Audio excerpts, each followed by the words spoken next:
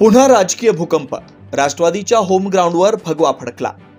स्थानिक स्वराज्य संस्थांच्या निवडणुकीच्या पार्श्वभूमीवर महायुतीमधील मित्रपक्ष असणाऱ्या राष्ट्रवादी काँग्रेस आणि शिंदेंच्या शिवसेनेत मोठा वाद सुरू झाला.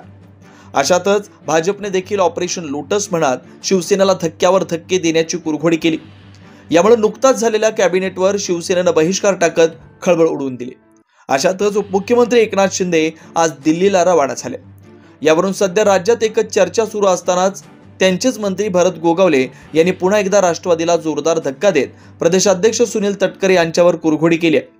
त्यांनी राष्ट्रवादीच्या ताब्यात असणारी नगरपंचायतीवर भगवा फडकवत नगराध्यक्षासह नगरसेवकांना आपल्याकडे खेचलंय. यामुळे जिल्ह्यात पुन्हा राष्ट्रवादी आणि शिवसेनेत वाद चिघळण्याची शक्यता आहे. राज्यातील 246 नगरपरिषदा आणि 42 नगरपंचायतींच्या सार्वत्रिक निवडणुका लागल्या. अर्ज भरण्याची मुदत संपली असून आता छाननी केली जाते. अशातच राजकीय पक्षांमध्ये पदाधिकारी, कार्यकर्ते आणि नेत्यांना आपल्या आपल्या पक्षात खेचलं जात आहे. रायगडमध्ये स्थानिकच्या रणधुमाळीच्या आधीच फोडाफोडीचं राजकारण सुरू झालं. आताही राष्ट्रवादीला भगदाड पडलाय.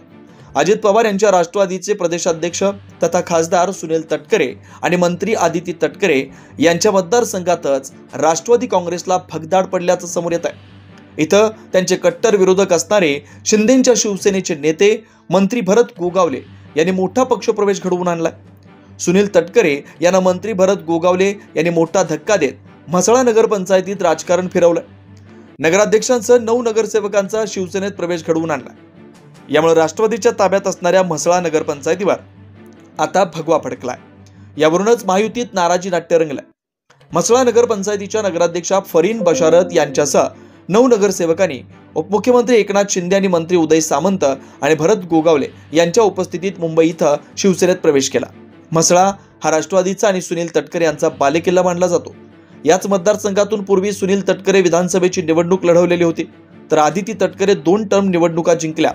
म्हसळा नगरपंचायत शिवसेनेच्या ताब्यात आल्यानं रायगडमध्ये शिवसेनेची सरशी तर राष्ट्रवादीची पिछाड झाल्याचं मानलं जात आहे.